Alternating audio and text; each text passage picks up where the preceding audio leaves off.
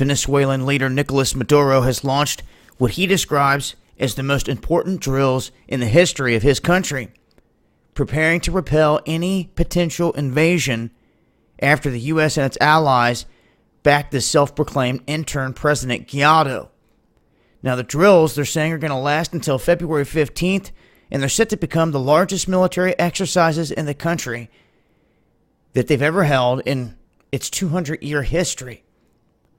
And you can see here in these images, Maduro showing up at these different locations. They're saying that even though there's been generals and others that have defected, for the most part, a large majority of the leadership and the military are standing behind and staying this man instead of Guaido.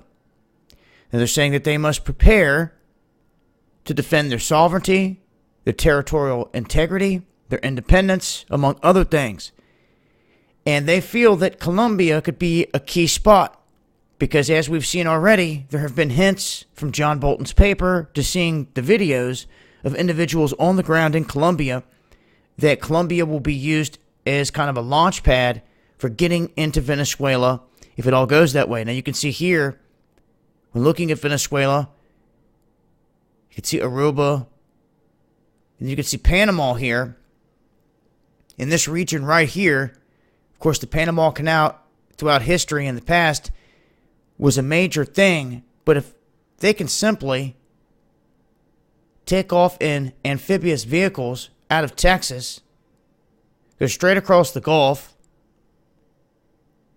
into the Caribbean, they could roll right up on the shores of Colombia with nothing stopping them, went right to it, and then they could mount up there if they were to make a move to enter. So when trying to think of ways that they could pull this off or how they're going to do it, of course, we know that there's already soldiers in motion and there's mercenaries on the ground for both sides, turning this into a proxy setting. And we know that Russia is trying to utilize some islands right off the coastline that they can use for refueling if need be. And really, Colombia very key there if anything's going to happen. But these being some of the biggest drills that they've held in history for the country, wanted to make mention of it.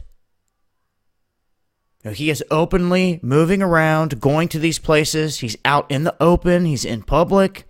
If there was going to be some kind of decapitation strike on this man, they've had their opportunities. Maybe for whatever reasons they've decided not to. But they've had their chances, especially when this man went in Mexico and traveled right on up into Mexico City, met the president of Mexico and was hanging out with all of them.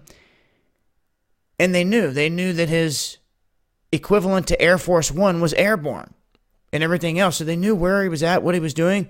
If they wanted to hit him right there and blow him out of the sky, I feel they could have already. But here on this world stage, this is where it sits. I'm going to leave a link. Make sure to follow me on Twitter for more. It's been Dabu7.